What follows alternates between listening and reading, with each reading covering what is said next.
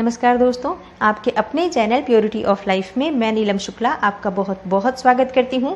दोस्तों, निर्जला एकादशी समस्त एकादशियों में सर्वश्रेष्ठ माना गया है। इस एकादशी के व्रत को हमारे शास्त्रों के अनुसार अगर पूरे साल आप किसी भी प्रकार से एकादशी का व्रत रखने में असमर्थ हैं तो मात्र इस एकादशी के व्रत से आपको साल भर की समस्त एकादशियों का फल प्राप्त हो जाता है। तो बहुत अधिक महत्व दिया गया है निर्जला एकादशी के व्रत को हमारे शास्त्रों में। जैसे कि वर्ष भर में 24 एकादशी आती हैं और जब भी अधिक मास लगता है तो एकादशी की संख्या 26 हो जाती है। तो वर्ष भर में जो एकादशी आती हैं, अगर आप किसी भी प्रकार से व्रत करने में असमर्थ हैं इन एकादशियों का, तो मात्र निर्जला एकादशी का व्रत करने से ही आपको समस्त एकादशियों के व्रत का फल प्राप्त हो जाता है। ये व्रत बहुत ही कठोर होता है क्योंकि ज्येष्ठ मास के शुक्ल पक्ष में निर्जला एकादशी का व्रत आता है और पूरी तरह से निर्जल रहकर यानी कि जल का त्याग करके इस व्रत को करना होता है।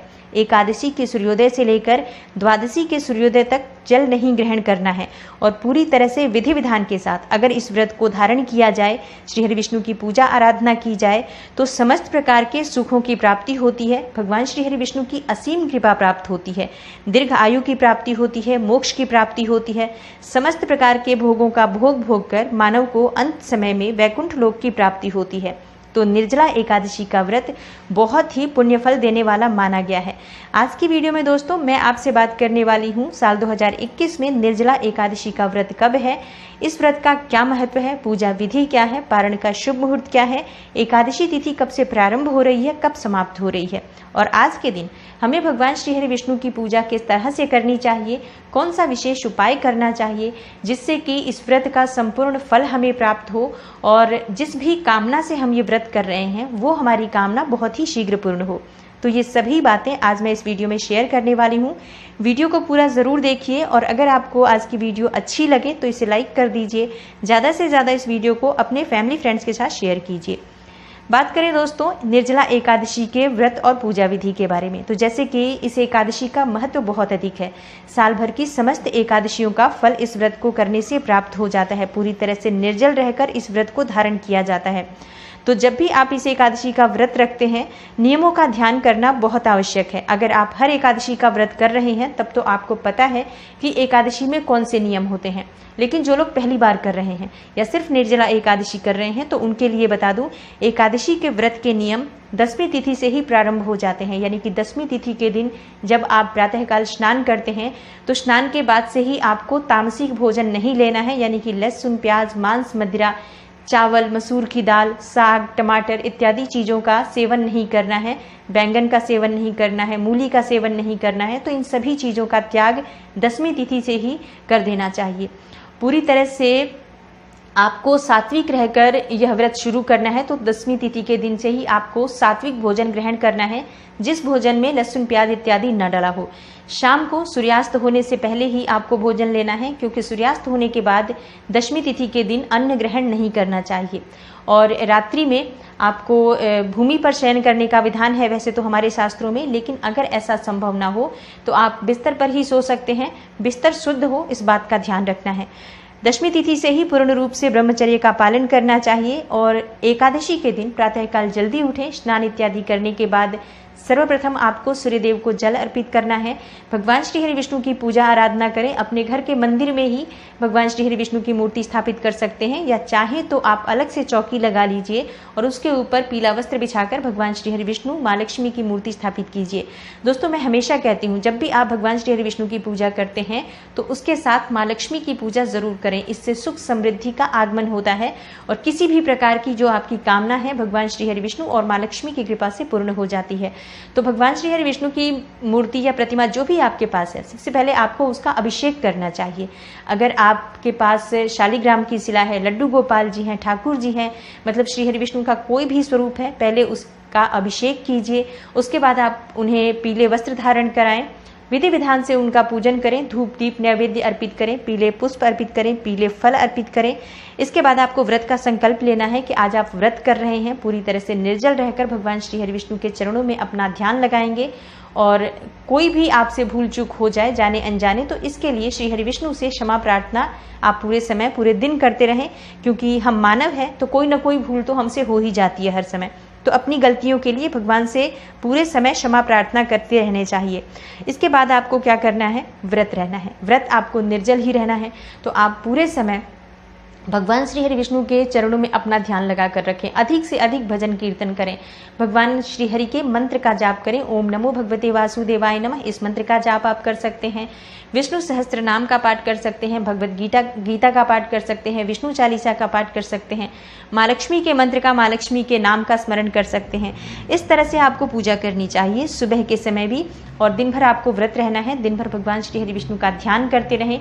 शाम के समय आपको फिर से भगवान श्री हरि विष्णु की मूर्ति के सामने शुद्ध घी का दीपक प्रज्वलित करना है।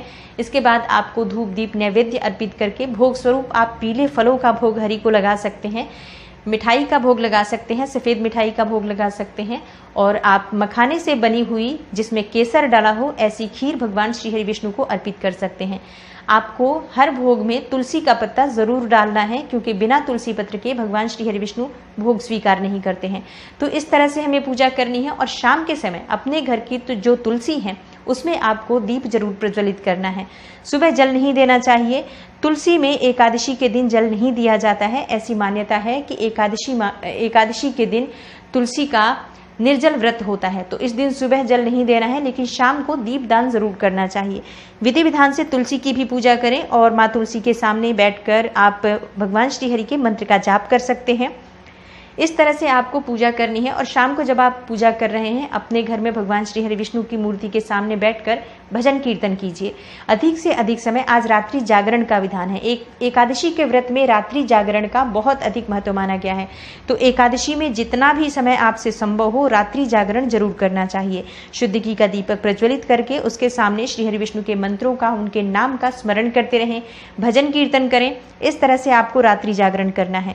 उसके बाद द्वादशी के दिन प्रातःकाल जल्दी उठें। स्नान इत्यादि करने के बाद सर्वप्रथम भगवान सूर्यदेव को जल अर्पित करें, फिर श्री हरि की पूजा करें। उसके बाद आपको किसी ब्राह्मण को दान दक्षिणा देने के बाद ही भोजन ग्रहण करना होता है शुभ मुहूर्त में। तो अपने सामर्थ्य के अनुसार आप चाहें तो किसी ब्राह्मण को घर बुलाकर भोजन करा सकते हैं, या फिर किसी ब्राह्मण के निमित्त भोजन की सामग्री, दान की सामग्री निकाल दीजिए। आज दान का बहुत अधिक महत्व होता है, क्योंकि आज के दिन बिना दान किए भोजन नहीं ग्रहण करना चाहिए। किसी न किसी को भोजन कराने के बाद ही आपको भोजन ग्रहण करना चाहिए। तो आप किसी गाय को भोजन करा दीजिए, किसी ब्राह्मण के निमित्त भोजन निकाल दीजिए। उसके बाद शुभ मुहूर्त में आपको पारण करना होता है। तो अब जानते हैं एकादशी तिथि कब प्रारंभ हो रही है, व्रत हमें कब करना है, पारण का शुभ मुहूर्त क्या है।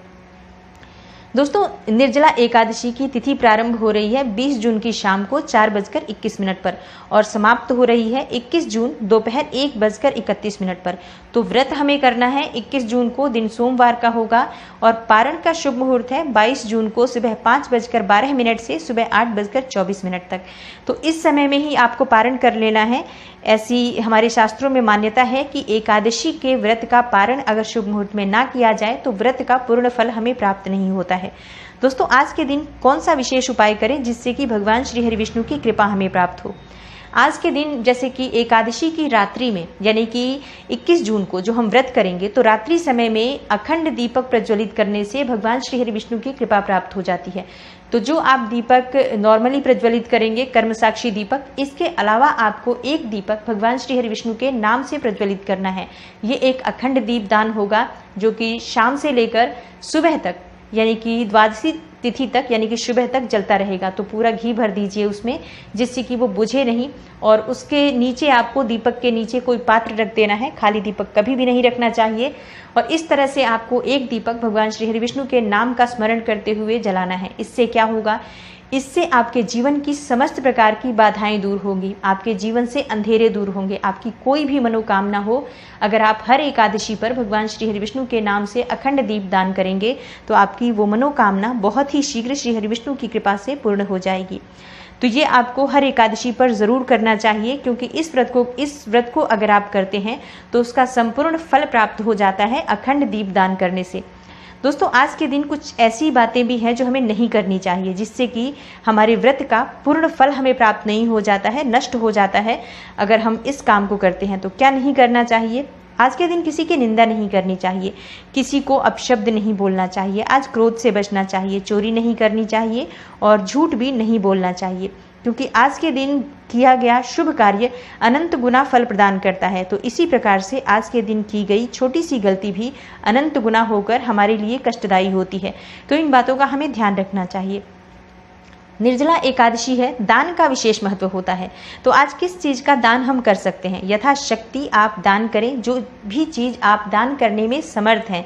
जैसे कि आप अन्न का दान कर सकते हैं, जल का दान कर सकते हैं, वस्त्र का दान कर सकते हैं, जूते का दान कर सकते हैं, छतरी का दान कर सकते हैं, हाथ के पंखे का दान कर सकते हैं, बांस का जो पंखा होता है उस पंखे का भी दान कर सकते हैं, या फिर आप इलेक्ट्रिक पंखों का भी दान कर सकते हैं। मतलब इस सीजन में जो भी चीज़ें ज़रूरत की हैं उस हिसाब से हमें दान करना चाहिए। फल जैसे कि सीजनल फ्रूट्स हैं, खरबूज, तरबूज इत्यादि का दान करना श्रेष्ठ माना गया है। आम का दान कर सकते हैं, केले का दान कर सकते हैं, फलों में मिठाइयों का दान कर सकते हैं। जल का दान करना बहुत श्रेष्ठ माना गया है, क्योंकि आज के दिन हमें जल ग्रहण नहीं करना है और निर्जल रहकर दूसरों को जल दान करना सर्वश्रेष्ठ उपाय माना गया है, सर्वश्रेष्ठ दान माना गया है। तो आपको जल का दान कैसे करना है? देखिए, एक तो सबसे पहले आप जीव जंतुओं के लिए पानी की व्यवस्था कीजिए। अपनी छत पर आपको एक पात्र में जल भरकर रख देना चाहिए पक्षियों के लिए, जो आपको हर रोज़ करना चाहिए। लेकिन आज आप ज़रूर करें, अगर आप रोज़ नहीं करते हैं तो आज तो आपको ज़रूर करना चाहिए। दूसरी चीज़, कलश जिसमें जल भरा हो, ऐसा कलश दान करने का बहुत अधिक पुण्य फल आज के दिन माना गया है। तो आपको एक मिट्टी का कलश लेना है, या आप तांबे का भी कलश ले सकते हैं, धातु का भी कलश ले सकते हैं। लेकिन अगर आप मिट्टी का भी कलश लेते हैं तो मिट्टी के कलश में आपको जल भरना है, शुद्ध जल भरना है, और इसके साथ आपको कुछ दक्षिणा रखनी है, फल इत्यादि रख लीजिए। उसके बाद आप चाहे तो वस्त्र का भी दान कर सकते हैं इसके साथ। और ये जल आप किसी ब्राह्मण को दान करें, या फिर आप किसी मंदिर के पुजारी को दान करें, या फिर आप मंदिर में ही दान कर दें। अगर कोई पुजारी ना हो तब भी आप वहाँ रख दें, तो कोई ना कोई उसे ग्रहण करे। भगवान श्री हरि विष्णु के पास का मंदिर हो अगर आपके आसपास, तो आप उसमें भी दान कर सकते हैं। अगर भगवान श्री हरि का मंदिर नहीं हो तो कोई भी मंदिर हो, वहाँ आप ये जल से भरा हुआ पात्र दान कर सकते हैं। किसी ब्राह्मण को भी दान कर सकते हैं।